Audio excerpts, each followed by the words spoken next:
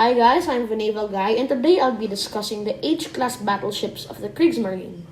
But first, I'd like to give a shout out to Ryder Make Stuff.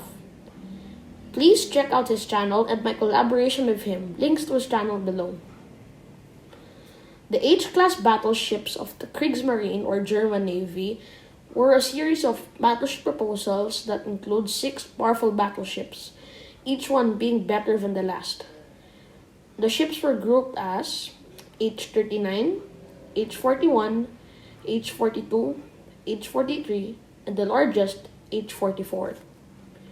The ships were conceived in 1938, and the plans would make these battleships the largest and most powerful at the time. And these battleships would have been part of Plan Z, which was to increase the power of the Kriegsmarine. The H-class battleships were ordered by Adolf Hitler, and Hitler stated that the guns of these ships were to be the largest afloat, and the ships were to be the largest and heaviest ships afloat. In January 1939, Hitler approved the plans to build these enormous monsters. And the first 2 battleships, which I believe were the H-39 and maybe H-41, were laid down. But this is not clear. The ships were laid down in Baum and Voss dockyard in Hamburg and the Deschemag shipyard in Bremen, respectively. However, work stopped very soon as Germany was in a state of war by September 1939. The keels of these ships were soon broken up. So, let's move on to the specifications of these steel leviathans. First is the H-39. Her accepted design had impressive dimensions. Her overall length, 911.5 feet, a beam of 121.5 feet, draft of 32.5 feet.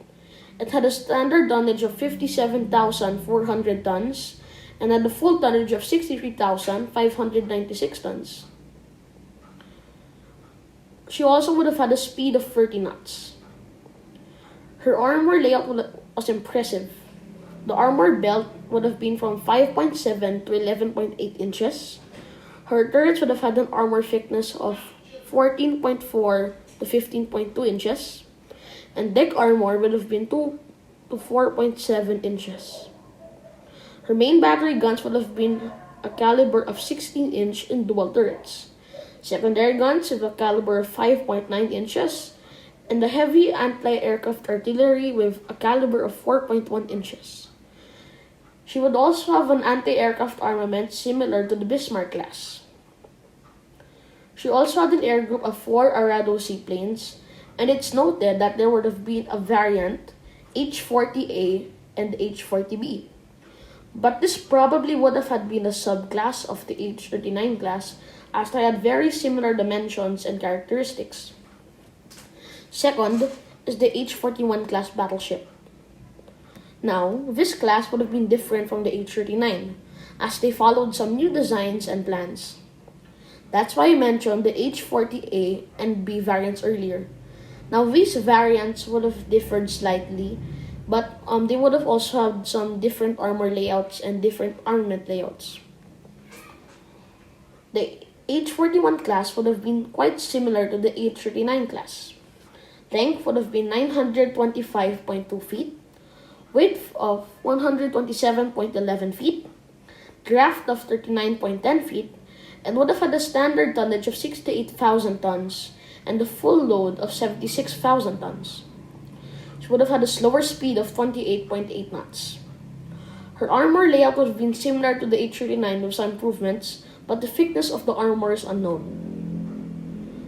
But we do know that the figure armor belt would have been 7.9 inches and had an improved deck armor of 2 to 7.9 inches. Now, since there are little known things about the H-42, 43, and 44, I'll be discussing all of them together. So now let's move on to that. The H-42 and 43 would have been nearly impossible to build as there are no slipways to accommodate their massive size of 1,000 and 1,082 feet as their beam of 140 and 157 feet, and a draft of 38 and 39 feet respectively. Where tonnage would have been way heavier, with H-42 having a tonnage of 89,000 tons, and H-43 having a tonnage of 109,000 tons. Their armor is pretty mixed up, and there is no solid evidence about the armor, but we of course know that this is faker. The artillery is known, however. Both of these ships would have carried 18.9-inch guns and would have had a secondary and anti-aircraft gun armament similar to the H-39 and Bismarck-class battleships. And now, the monster of the waves, the H-44.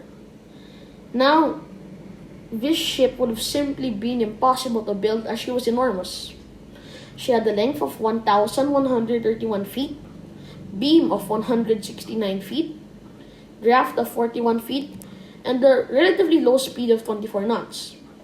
She would have had an impressive tonnage of 129,000 tons, and would have had a large main battery of 20 inches. She also would have had the same secondary and anti-aircraft artillery as the H-41 and Bismarck, and the armor layout and thickness is unknown.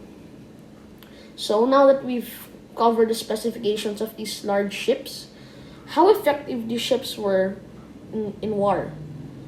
So what I mean by this is like how effective they were, how they perform, what would be their characteristics. Well, they wouldn't be completely useless because by this time, the new main striking force is aircraft carriers. But what I mean by not completely useless as they have pretty powerful anti-aircraft guns and have a pretty good chance of shooting an enemy squadron down. But since by this time, naval aviation was like the main striking force of navies, these ships would have been useless as surface ships are not that practical by this time of the war. And if these ships were built in real life, they would have suffered the same fate as other German capital ships, being hunted down and destroyed by the Royal Navy. And these enormous vessels would have been easy targets to hit by bombs and artillery. The large size would also be very vulnerable to aircraft bombing it and completely destroying them. They would also be trapped in ports as the Royal Navy and Royal Air Force would just keep them there as they did in the examples of Scharnhorst, Gneisenau, and Tirpitz. So, that does it for this video about the H-class battleships. Comment, like, and subscribe, and I'll see you next time. Bye!